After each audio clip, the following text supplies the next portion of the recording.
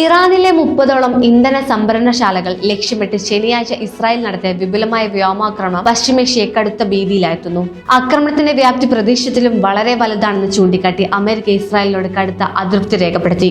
ഫെബ്രുവരി 28-ന് സംഘർഷം ആരംഭിച്ചതിനു ശേഷം ഇരു സഖ്യകക്ഷികളും തമ്മിലുണ്ടാകുന്ന ആദ്യ പ്രധാന ഭിന്നതയാണിത്. തലസ്ഥാനമായ തെഹ്റാനിലടക്കം നടന്ന ആക്രമണത്തിൽ കിലോമീറ്ററുകൾ അകലെ നിന്ന് പോലും ദൃശ്യമാകുന്ന രീതിയിൽ വൻ തീജ്വാലകളും പുകപടലങ്ങളുമാണ് ഉയർന്നത്.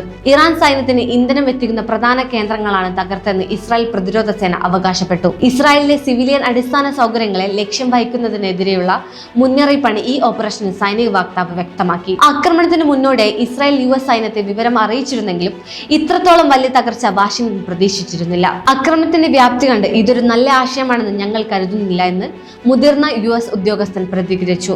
അമേരിക്ക ഇസ്രായേലിന് നൽകിയ സന്ദേശം എന്താണിത് എന്ന രീതിയിലുള്ള തുറന്ന അതൃപ്തിയായിരുന്നുവെന്ന് ഇസ്രായേൽ ഉദ്യോഗസ്ഥരെ ഉദ്ധരിച്ച് ആക്സിയോസ് റിപ്പോർട്ട് ചെയ്തു. എന്നാൽ വൈറ്റ് ഹൗസോ IDF ഇതിനോട് പ്രതികരിച്ചിട്ടില്ല.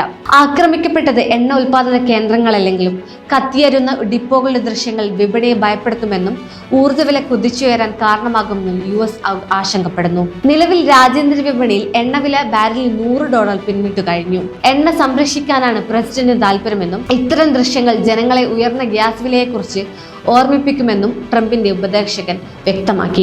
ഇറാന്റെ എണ്ണ അടിസ്ഥാന സൗകര്യങ്ങൾക്ക് നേരെയുള്ള ആക്രമണം തുടർന്നാൽ മേഖലയുടനീളം സമാനമായ രീതിയിൽ തിരിച്ചടിക്കുമെന്ന് ഇറാന്റെ ഖതമുൽ അൻബിയ ആസ്ഥാനത്തെ വക്താവ് മുന്നറിയിപ്പ് നൽകി. ഇറാൻ തിരിച്ചടി തുടങ്ങിയാൽ എണ്ണവില ബാരലിന് $200 വരെ ഉയർന്നേക്കാം. അടിസ്ഥാന സൗകര്യങ്ങൾക്ക് നേരെയുള്ള ആക്രമണത്തിന് ഒട്ടും വൈകാതെ മറുപടി നൽകുമെന്ന് Iran parliament speaker Mohammad Bagher ഖാലിഫ് ബാഫും വ്യക്തമാക്കി.